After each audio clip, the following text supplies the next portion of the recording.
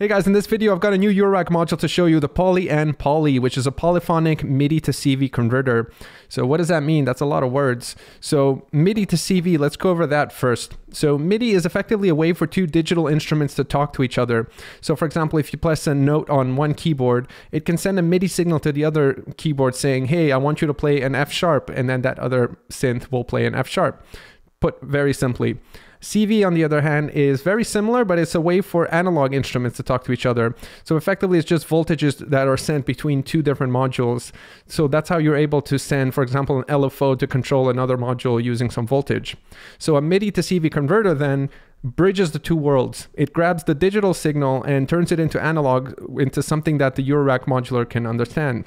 So what does this mean in practice? So you can use anything like a DAW like Ableton Live, or a drum machine like the Digitact, or even an iPhone and Android apps, anything that sends MIDI.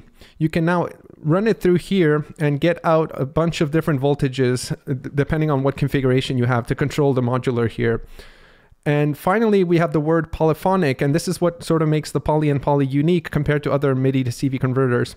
So polyphonic means that you're able to play chords, MIDI chords for example, and then each note in the chord can get mapped to different channels here. What this means in practice is, for example, let's say you have 3 different oscillator modules in your eurorack. If you play a chord using a keyboard, you can now assign each note in that chord to a different oscillator. Of course, you don't have to use it just to convert chords into different oscillators. You can use it as a more traditional MIDI to CV converter as well. All right, so let's go over the front panel real quick. So it's got 8 different channels. Each channel has its own row, and each row has an LED indicating when the MIDI signal comes in, as well as gate, pitch, velocity, and modulation CV outputs. The pitch is volt per octave controlled, gate is a standard gate signal, and then velocity and modulation are CV signals. Modulation you can assign to a CC number or a MIDI continuous controller number using dip switches on the back of the module. And each jack outputs 0 to 12 volts.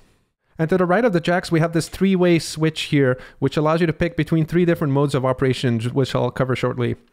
Below that, you have your standard MIDI input interfaces. So you have USB-A, USB-B, and you have your standard MIDI DIN cable. All right, so I've hooked up an Arturia keystep MIDI controller to the Poly here via USB cable. So the USB is going directly from the MIDI controller into the Poly with no interface in between. The other thing you'll notice is there's no power cables connected to the Arturia. So the USB port on the Poly is actually powering the keyboard, which is kind of cool. All right, so to get things going, let's just do a standard MIDI to CV conversion example with just a monophonic signal.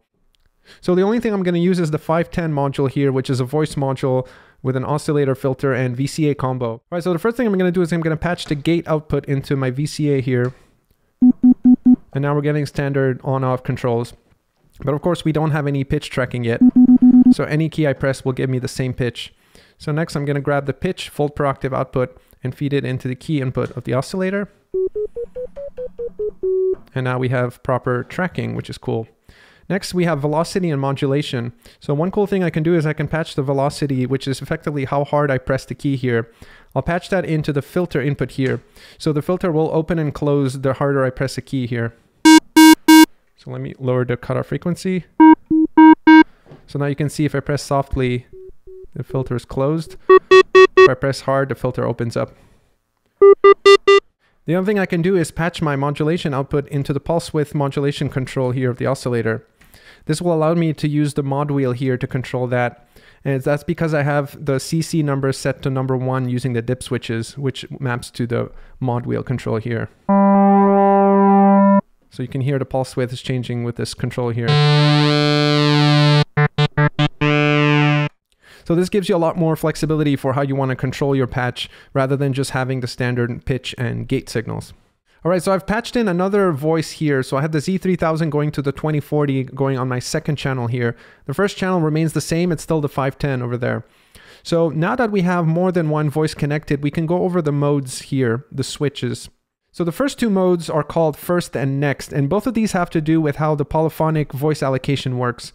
What this means is that if you play more than one note on a keyboard, there's an engine in here that determines how do you map the note that you're playing to a specific voice. So here's how the 2 modes differ. The first mode is called first, and effectively it always assigns the first note to the first voice, second note to the second voice, etc.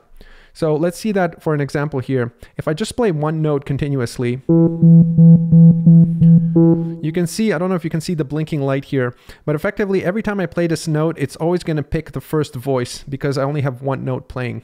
If I play two notes at the same time, then it's going to grab the first note and assign that to the first voice and the second note to the second voice. So if I bring in the other patch with a chord, or an interval in this case,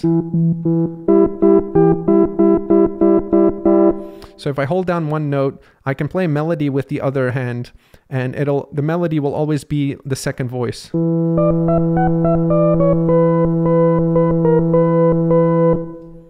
In contrast, when you go to the next mode effectively always grabs the next voice available, even if you're playing the same note over and over again. So I can demonstrate that if I just play one note. If you notice the LEDs there, it's going to cycle between the available voices.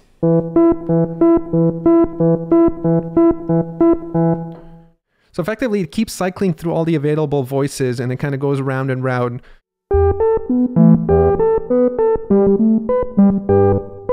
So one thing you'll notice is that it's only toggling between the first two voices, even though there's 8 available. So what's cool about the Poly is that it actually knows when you have a jack connected into the gate outputs here.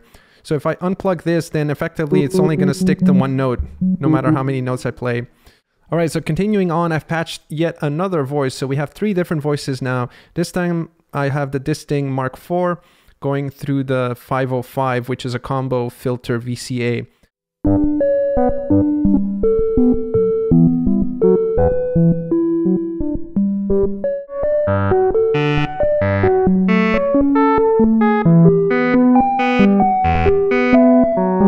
So what's really unique about having a polyphonic patch in a eurorack modular is that each voice can have its different character, which you don't typically get in a standard polyphonic synth. Normally you have clones of the same voice over and over again, so when you play a chord you're getting exactly the same timbre for each note. Whereas here you can have completely different timbres or even different sounds, or not even the same pitched instruments in each note you play, which is kind of cool. All right, so I've added a 4th voice, but this time instead of using a standard oscillator voice, I'm using a sampler here that I can trigger. What's really cool here is that as it's cycling through the voices, eventually it'll hit the sampler here. And since the sampler is droning and isn't pitch controlled, you get these really interesting effects. So the sample I have picked here is this guitar note. So as I cycle through, you hear that guitar? That's coming from the sampler here. And that is not pitch controlled. So as I'm hitting the different keys, effectively it's going voice 1, voice 2, voice 3, and then sampler. Voice 1, voice 2, voice 3, sampler. And it keeps repeating that way.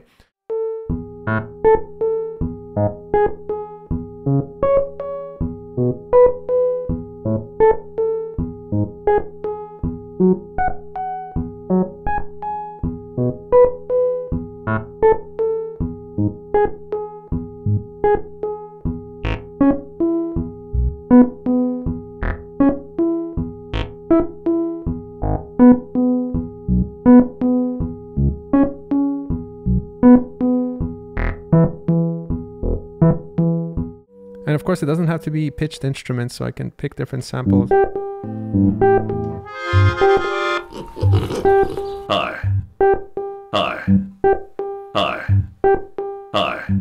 So I'm not going to keep on going and going because we can be here forever, but you can effectively imagine how exponentially complex a patch can get as you add more voices. I only have 4 voices now, and I'm already getting this really interesting kind of random sample voice timbre shifting patch, which is really cool to play. All right, so I have my computer here, so I'm going to show you how to hook it up to your DAW. In this case, I'm using Ableton Live. Again, very similar, simple setup. Just connect USB directly to your computer. No need for MIDI interface. This will do the conversion for you. All right, so if we go over to Live here, the first thing you want to do is make sure you select Poly. So in my MIDI settings, I've assigned track on to the MIDI output of Poly. And then I'll just create a new MIDI track and then set the output to Poly here. Now at this point, I can just treat it like a standard MIDI instrument. So I can just create a little notes and I can program a little melody here. I find the trickiest part here is mapping the pitch to your oscillators, because effectively if you have free roaming oscillators here, you need to tune them properly to make sure they actually map to the pitch you're sending here. All right, so finally we can talk about the third and final mode of the switches here, which is called channel. So a channel comes in two different flavors, MIDI notes and MIDI channels, and you can switch between these two flavors using a dip switch on the back of the module here. So MIDI notes effectively maps the notes C, C sharp, D, D sharp, E, F, F sharp, G to each of the different signals. And this is useful if you have like a drum machine or something, so that regardless of which octave those notes are played in, they will trigger the corresponding voice here. The other mode, which is MIDI channel, effectively maps channels 1 through 8 for the different 8 voices.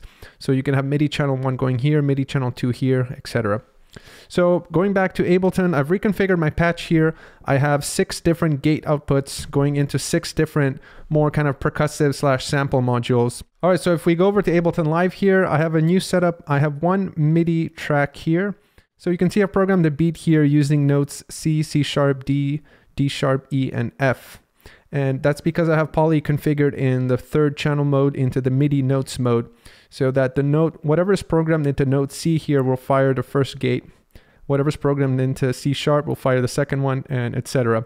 So you can see I've programmed a little beat here, and each of these 8 will correspond to the 2 STS, the peaks, which is in drum mode. I have the Maraca 808, and the tip top one, which has a percussion SD card in. So if I hit play, we're gonna hear that beat going now.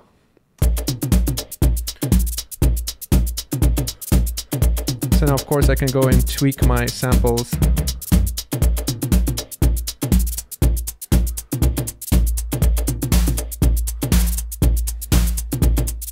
All right, I've got the same setup in my eurorack as before, except now I've replaced my laptop with the Digitech, which is a hardware drum machine, and I have it hooked up using MIDI DIN, the standard MIDI connector. And same setup as before, I have different notes responding here, so C, C sharp, D, D sharp, E, F, etc. And I'm using the MIDI channels on the Digitech A through F here. So these are the same modules you heard before. I have my kick here from the peaks, which can get pretty dirty. I have a snare drum from the peaks as well. And then I have 2 samples from the STS here. This one here and this one here. And then finally I have a tip top 1 sample here. And then I have the MA808 shaker here. So I've programmed a quick little beat so we can hear what that sounds like.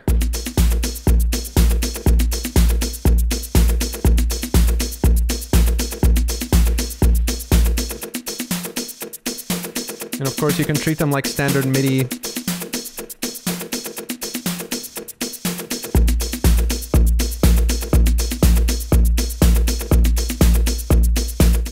All right, in this setup, I've got an iPad connected to the Poly, connected directly via USB, but going through the Apple camera connection kit USB adapter here. Once you have that set up, you can use all kinds of different apps that transmit MIDI to control your eurorack. In this case, I've got an app called Ribn, which is an app I've made, so hashtag shameless plug. Check that out in the App Store if you want. So effectively, it's a Ribn controller that you have 8 different channels to control, which maps perfectly to the Poly here because it has 8 different modulation outputs here. So again, I have it set up in channel mode, and then in Ribn, I've configured it so that every ribbon has a different MIDI channel 1 through 8, and then all of them use CC number 1 because that's what I have configured on the dip switches in the back here. So let's progressively build up a patch, and then we'll see what you can do. Effectively, Ribn allows you to add 8 organic kind of human-drawn LFOs to your eurorack setup.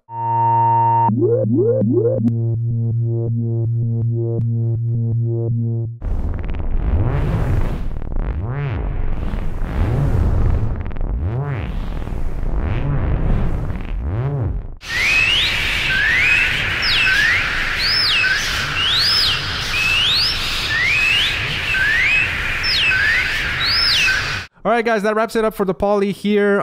First impressions, really digging the module. Super simple, no menus, just plug it in and start going. The only sort of downside is the dip switches in the back. Again, it requires you to unscrew the module, remove it, set the little switches if you wanted to change the CC configuration for the modulation and also the channel mode. But those 2 settings are not something you're probably going to frequently change that often, so it's not a huge deal. Again, the real power of this particular module is the polyphonic voice allocation, which is really powerful, and hopefully I've given you a taste of that. It's hard for me to demo in my small modular. The real demo of this would be if you had 8 full voices, but that can get quite expensive. But you don't have to treat it as just a polyphonic MIDI to CV converter. You can treat it like a standard single channel one if you wanted to, or 8 different monophonic ones, or use it to trigger drums, or use it to just trigger LFOs and different modulation. So you can draw a bunch of automation curves in Ableton and just forward that into CV signals here if you wanted to. USB and MIDI, so really everything I threw at it, it seemed to handle. iPhone, iPad, I don't have an Android, but I'm assuming it works just as fine. Digitact or any old school hardware MIDI would work as well. Hooked it up to Ableton Live, it worked plug and play, didn't have to install anything, just connect USB and it shows up in the menu there. So that was kind of cool. All right, thank you guys so much for watching. Make sure to like, subscribe, share this video with friends who have this module if you want to, and I'll see you guys in the next one.